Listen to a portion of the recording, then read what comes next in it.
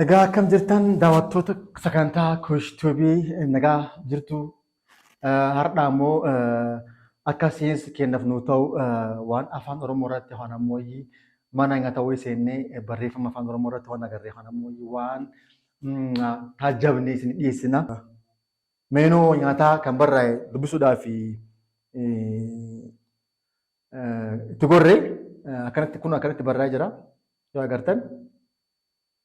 Kanaaf barruu kana yoo waliin dubbisnu maal jedhaa? Jechuun akka afaan Oromoo osoo hin taane akka namtichi kun afaan Oromoo kana barreessetti isin dubbisa. Manna nyaanna damaqasaa. Manna nyaanna damaqasaa jechuun isaa mana nyaataa dammaqsaa jechuu barbaadeeti. Kanaaf tartiiba nyaataa mana sanii fi gatii isaanii barraa'ee jira. Tokkoffaa wanni inni jedhu akka inni barreessite jechuudha. Paastaa befirfiree Amaariffaadha.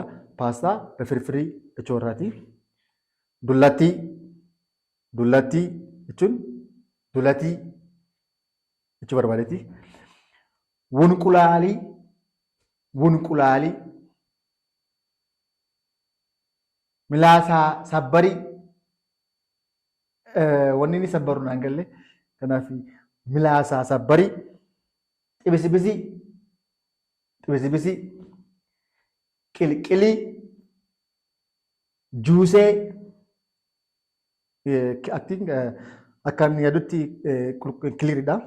Kanaafu juusee jechuudha akka warree jechuu barbaadetti. Birraa biiradha. Birraan bariitee akkuma nuti garuu akka asirratti barreeffamuu biiraadha. Kanaaf namni afaan Oromoo beeku tokko waan kana gochuudhaaf irra rakkata jechuudha.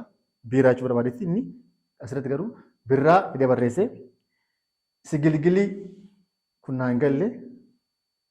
Sigilgilii jechuun warra akkana fakkaatutti nyaata isaa agalgilii afaan Amaaraatiin jedhamu sana fakkaata. Kaan ammoo jamboo kun namni hunduun beeka. Kanaan booda sagantaa Kuush Tuubii gubbaatti afaan Oromoo warri bocitanii barreessitan qubee afaan Oromoo irratti xiyyeeffatee afaan Oromoo gubbaatti warroota Oromoo ta'anii qubee afaan Oromoo seeraan hin barreessine hin balaaleffanna. Warroota Oromoo ta'anii qubee afaan Oromoo seeraan hin barreessine hin ceesina hin qaanessine. Kun sagantaa Kuush Tuubiiti. Afaan Oromoo afaan asaa qofaa osoo hin taane afaan barruus akka ta'u ilmi Oromoo kamiyyuu gumaacha guddaa akka godhu dhaamsa dabarfanna. Kun sagantaa Kuush Tuubiiti. Laayikii fi sheerii keessan akka hin daganne uffadhaa sin jaalannaa. Bye bye.